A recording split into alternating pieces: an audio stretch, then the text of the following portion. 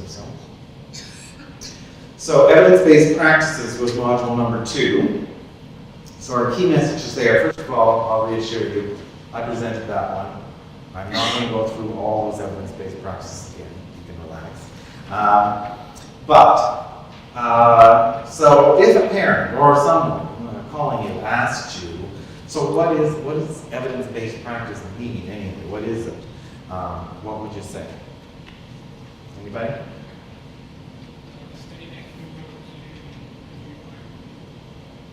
Okay, it's been studied and it's been reviewed by other people. Yeah. And replicated. Yes. And that's an important one.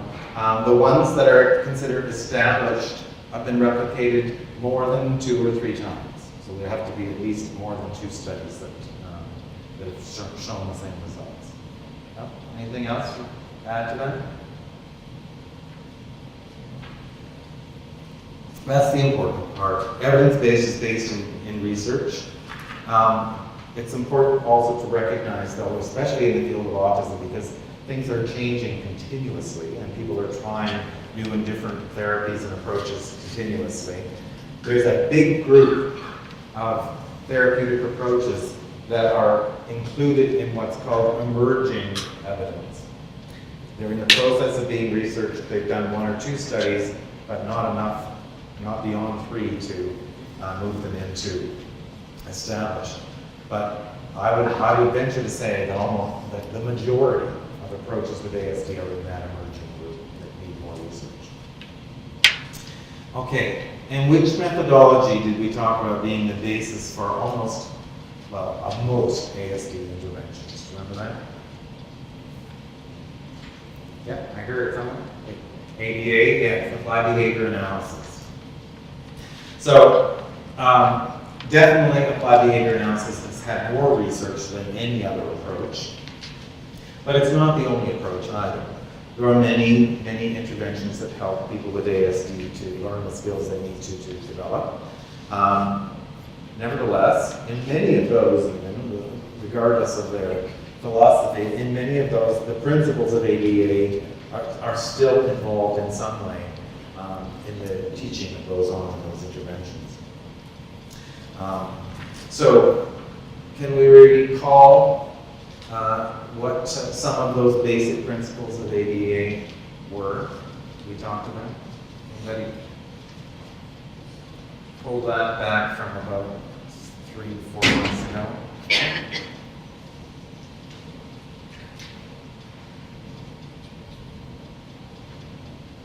Everybody's eyes dropped to the table.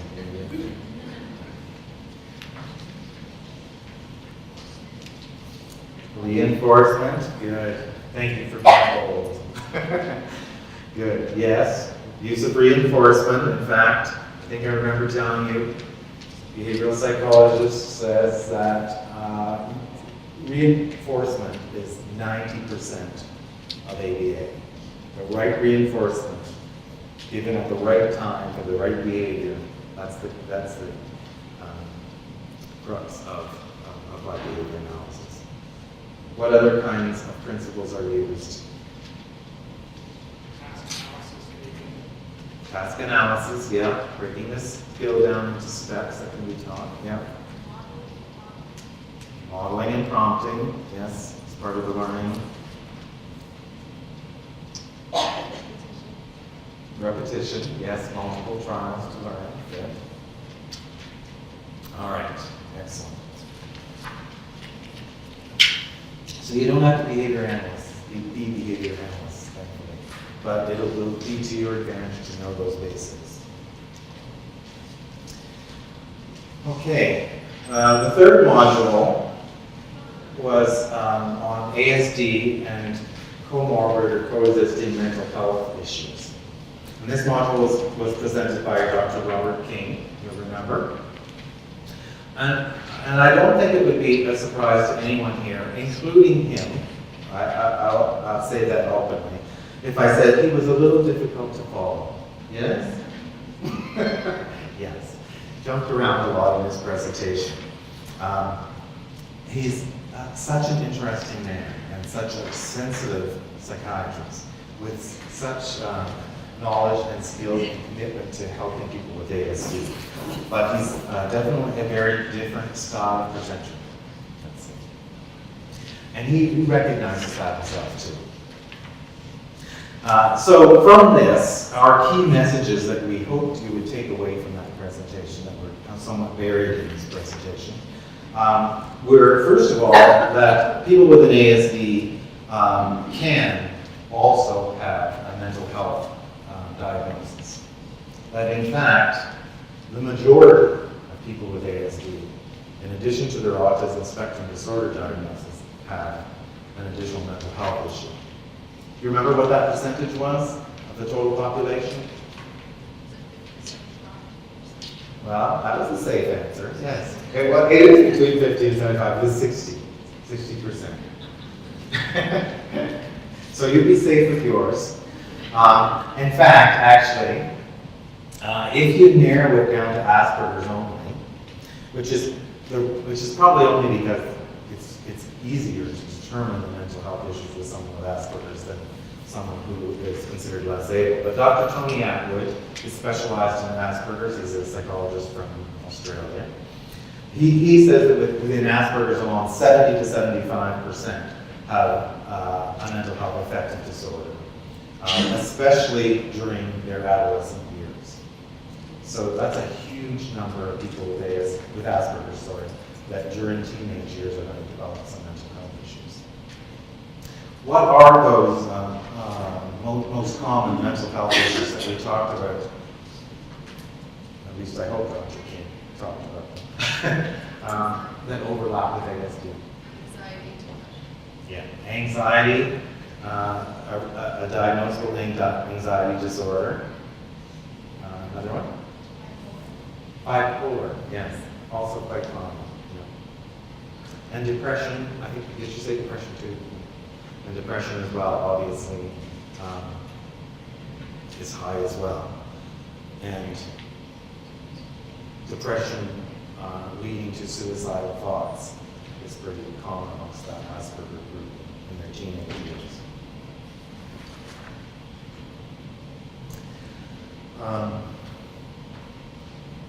So again, just to relate to those characteristics that make that happen, if you think about the lack of social skills, the lack of ability to want friends, some people don't, to be honest, but some people, well, many people do, who want friends and not be able to make friends, to try and make friends and get rejected, to be bullied and ridiculed, the extreme isolation that occurs as a result of those social difficulties, and the awareness of their differences from other people lead into depression, lead into I don't want to live, lead into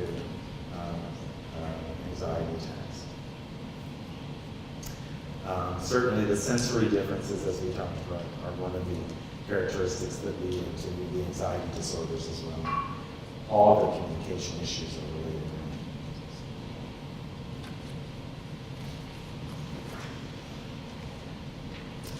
And the good news is, in York Region, as a result of the work of the York ASD Partnership, although some doors to mental health have been open for a number of years for people with ASD, they're opening, more are opening, and more are opening wider, and including people with ASD and especially Asperger's in mental health services.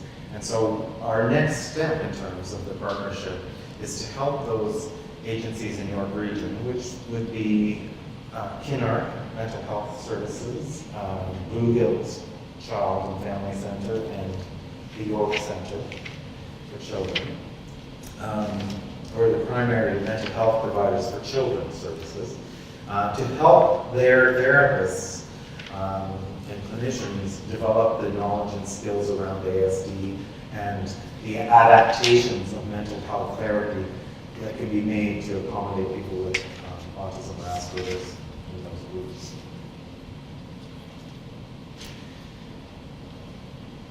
The biggest piece that's lacking, and is a huge need, is the adult mental health access. Services at all, period, but also access to those services for people with ASD. And in many cases, and for children too, it's better in your region, I must say, than in any other regions of the province. If you have a diagnosis of ASD, you are not allowed to access the Children's Mental Health Center, which is total breach of rights for individuals, but that's what they should. And that will be the case for adults as well. We are starting to meet with the adult service providers, mental health service providers, and their access to